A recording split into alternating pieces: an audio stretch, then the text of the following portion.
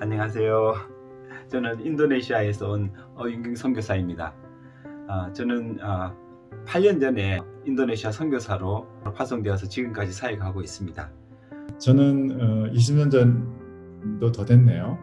간사를 지원하고 하나님의 특별한 부르심에 의해서 2008년에 1월 2일에 가족하고 같이 이제 이란으로 가서 그때부터 지금까지 계속 이란 민족을 섬기고 있습니다. 지금은 터키의 이스탄불이라는 도시에 좀 살고 있고요. 하는 일 같은 경우는 인터넷으로 주로 이루어지는 DS, S영화 사역, 그리고 가정교회 사역, 적지만 캠퍼스 사역도 일부러 좀 하고 있습니다. 저는 2000년 12월 파키스탄에 와서 현재 20년째 사역을 하고 있습니다. 파키스탄 선한 사마리아 병원에서 10년 동안 사역을 하고 2010년부터는 파키스탄 CCC에서 GCM, 글로벌 처치 무브먼트에서 교회 개척과 종족 사역, 그리고 여러 가지 사역을 감당하고 있습니다. 저는 아름다운 섬 대만 타이중에서 사역하고 있는 조성권 선교사입니다. 2006년 선교사로 헌신하고 나서 동아시아에서 사역을 하다가 지금은 대만이라는 곳에서 사역을 하고 있고 현재 캠퍼스 SLM 사역을 하고 있습니다. 샬롬! 안녕하세요. 저희는 필리핀에 파송되어져 있는 김주호 선교사, 김한나 선교사 부부입니다. 저희는 한국 CCC 파송으로 지금 필리핀 CCC에 소속되어져 있고요. 특별히 사나이에 있는 한국인 유학생 사역을 담당하고 있습니다. 인도네시아는 722가지, 2개의 언어를 가진 아주 다양한 종족들이 살고 있는 나라입니다. 인도네시아 문화 중에 하나를 소개하자면 이제 끌루아르가 버사르라고 해가지고 우리나라 말로 직역을 하자면은 대가족이에요. 인도네시아에서는 사촌이나 육촌이나 그런 촌수도 있는 사람들도 가족처럼 대하고 가족처럼 서포트를 해요. 예를 들자면 제 가까이 있는 우리 간사님 친척도 이제 다른 지역에 살고 있는데 이제 반동에 학교로 오게 된 거예요. 그래서 거기서 밥 먹고 생활하고 사는 것에 대해서 전혀 비용을 받을 생각을 한다든지 아니면 그 다른 가족들이 비용을 좀 보내준다든지 그런 개념이 아니고 그냥 한 가족처럼 자기 자녀들처럼 그렇게 살고 있더라고요. 이슬람권 사람들은 좀 느려요. 행동이 느리고 빠르지가 않고 좀 여유롭고 어디 앉으면 차 마시고 삶을 즐기려고 해요. 필리핀은 기본적으로 유신론의 사상을 가지고 있습니다. 카톨릭 국가인데요. 그렇기 때문에 신에 관한 근본적인 믿음을 가지고 있다는 거죠. 한국은 점점 무신론자들이 많아져서 좀 전도하기가 어려운 것이 현실이잖아요. 그래서 한국에도 또 필리핀처럼 신에 관해 고민하고 또 믿음을 가지는 많은 사람들이 생겨났으면 좋겠다는 생각을 하게 됩니다. 가히 필리핀은 또 흥의 민족이라고도 할 수 있는데요. 또 춤과 노래에 너무 익숙하다 보니까 누구든지 춤추고 누구든지 노래할 수 있습니다. 그렇기 때문에 저도 13년 동안이나 여전히 적응하고 있는 부분인데 또 같이 흔들며 그들과 같이 즐기며 행복하게 또 살고 있습니다. 현지 문화 중에 가장 좋은 문화 중에 하나는 손님을 대접하는 문화입니다. 언제 와도 즐겁게 손님을 맞아주고 차 한잔할 수 있는 그런 만남이 있는 곳이 현지인 것 같습니다. 한국은 예전에 그랬지만 많이 사라졌고 지금 파키스탄에는 그런 문화가 늘 있어서 사람들을 만날 때 즐겁게 만날 수 있고 언제든지 차 한잔 할 수 있는 그런 마음의 여유가 있는 곳입니다. 가장 좋은 문화 중에 하나라고 생각합니다. 제가 이란에 있을 때 그 전에도 그 대장금 혹시 아시는지 모르겠네요. 그 주목 방영이 됐어요. 특별히 그 대장금이 방영될 때는 거의 방송률 60% 가까이 되고 그랬어요. 60%. 방영될 때 생각해 보세요. 우리나라 전체 인구의 60%가 텔레비전에 앉아 있는 거예요. 지금은 BTS 말할 것도 없죠. 굉장히 그래서 한류, 이 한국 문화가 가진 힘이 굉장히 커서 제가 있을 때만 해도 한국어를 배운다? 사람들이 굉장히 좀 깔보고 그랬는데 지금은 한국에 대해서 굉장히 좋아하고 동경의 대상이 되고 굉장히 좋아하고 좀 그렇습니다. 대만 사람들이 한국 사람에 대한 감정은요, 일부 사람들은 불편한 감정을 가진 사람도 있지만 대부분의 사람들이 한국 사람들을 환영하고 좋아합니다. 대학생들에게는요, 2가지 종류의 대학생이 있대요. 일본 드라마를 보는 학생과 한국 드라마를 보는 학생.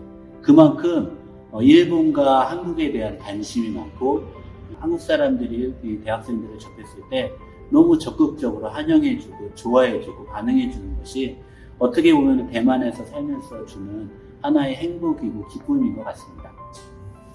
필리핀에서도 K-팝과 드라마는 아주 인기가 있습니다.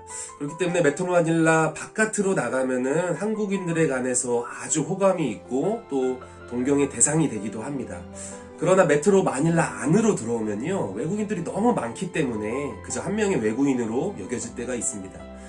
부정적인 이미지도 많이 있는데요. 한국인들에 관한 범죄, 또 한국인들이 특별히 모든 교민들이 그러시는 건 당연히 아니겠지만 많은 한국인들에 관련된 사건들이 벌어집니다. 도박이나 마약, 유흥 등의 사건들이 벌어지고 거기에 한국인들이 연루되어지다 보니까 한국인들이 이제는 보복의 대상, 어떤 범죄의 타겟이 쉽게 되어서 또 노출되어지기도 합니다. 그래서 마사랍 코리안이라는 맛있는 한국인이라는 아주 부정적인 단어까지 생겨날 정도로 보복의 범죄에 또 타겟이 되기도 합니다.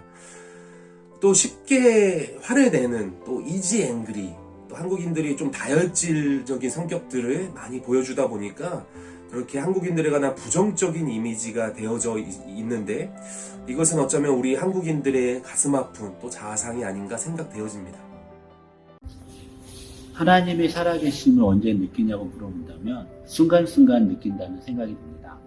선교제에서 느끼는 가장 큰 감정 중에 하나는 과연 내가 쓸모 있는가라는 생각이에요.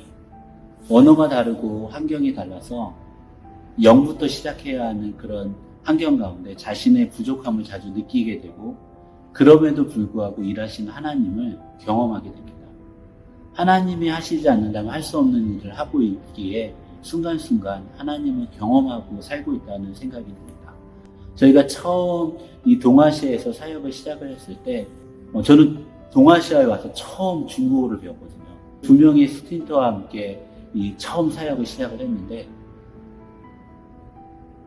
초짜배기 3명이 이제 2달도 되지 않았어요. 다른 팀들이 부활절이 되니까 전도 파티를 하더라고요. 그래서 우리도 해야 될 것 같은 부담 속에서 하려고 했는데 안 되겠더라고요. 근데 어느 날 누가복음 18장 27절 말씀인가요? 사람으로 할 수 없을 때 하나님은 하실 수 있다라는 말씀을 보면서 우리는 할 수 없지만 우리가 하나님이 하신다면 우리가 해보자 해가지고 전도 파티를 정말로 열었습니다. 놀랍게도 이 7명의 친구가 왔고 그 중에 한 명이 예수님을 영접해서 처음으로 그 친구와 1대1 순모임이 시작이 됐죠. 방학이 되고 새학기가 됐을 때 그 친구가 더 이상 나타나진 않았지만 저희에게는 우리가 할 수 없는 상황 가운데 정말 하나님의 그 살아계심을 신실하게 경험했던 경험이 되었고, 이 15년 동안의 사역 가운데 늘 이런 순간이 있을 때마다 우리가 할 수 없지만 하나님은 하실 수 있다는 그런 믿음을 갖게 되는 계기가 되었던 것 같습니다. 이제 여러분들이 저를 볼 때 대단하다 그런지 모르겠어요. 저는 그렇게 별로 진짜 별 볼 일 없는 사람이거든요. 하나님 살아계셔 느끼는 건 사실 제가 살아있고 자연에서 움직이는 거 보고, 그리고 제자들, 제가 맡겨준 사람들 속에서 제자들이 꾸준히 올라가는 거 보면 이게 사람 일이 아니죠. 저는 그게 참 좋아요. 그래서 대단한 출입 같은 영적인 그거보다는 에녹처럼 늘 부족하지 않게 채워주신 하나님, 그리고 자녀 부분도 늘 하나님께서 이렇게 해주시는 걸 보면 참 감사해요. 모든 것들이. 필리핀은 3월 17일부터 락다운 봉쇄가 시작되었습니다. 그 후로 많은 한국인들이 필리핀이 두려워서 한국으로 귀국을 했는데 이 시간들이 장기화되니까 많은 한국인들이 연락이 왔습니다. 전도사님, 간사님, 저희 좀 도와주세요. 저희 집이 렌탈비도 있고 세금도 있고 처리를 해야 되는데 처리를 못하고 있습니다. 그래서 저희 가정이 6월부터 10월까지 8번의 이사를 했습니다. 그러니까 남의 집 이사를 해주는 거죠.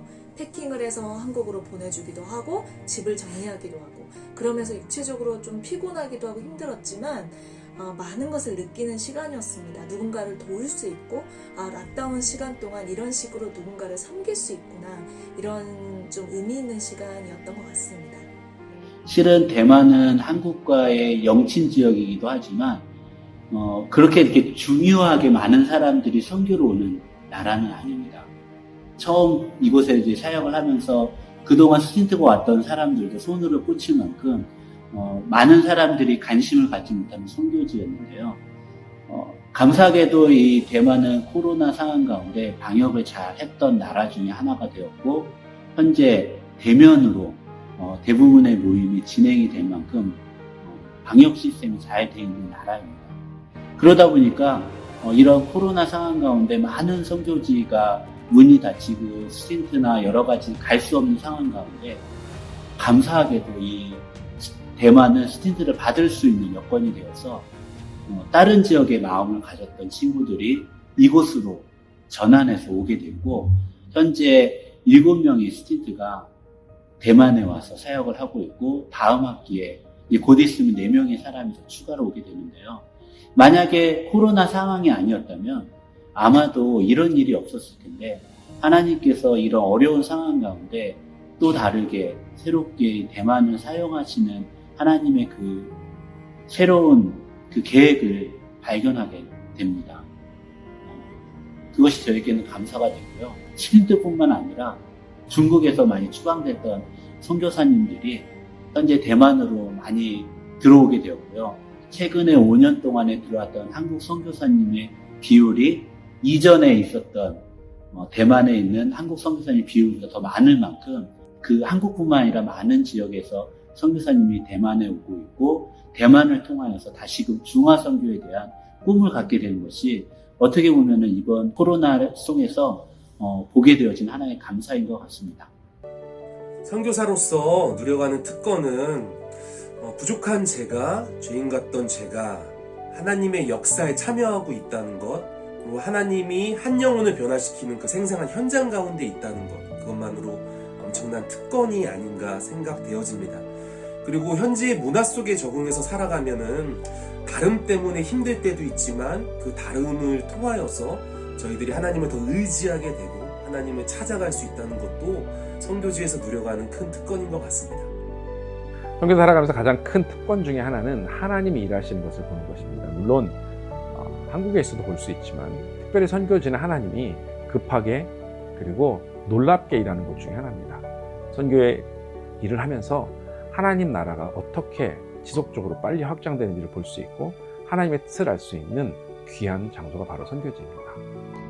선교지에 살면서 가장 갖는 특권이 있다면 그건 아마도 하나님의 일하심을 직접 묵독하는 것인데, 예배가 없는 곳에 예배가 생기고 하나님의 이름이 없는 곳에 하나님을 부르짖는 것을 보게 되는 것, 이것이 커다란 축복입니다.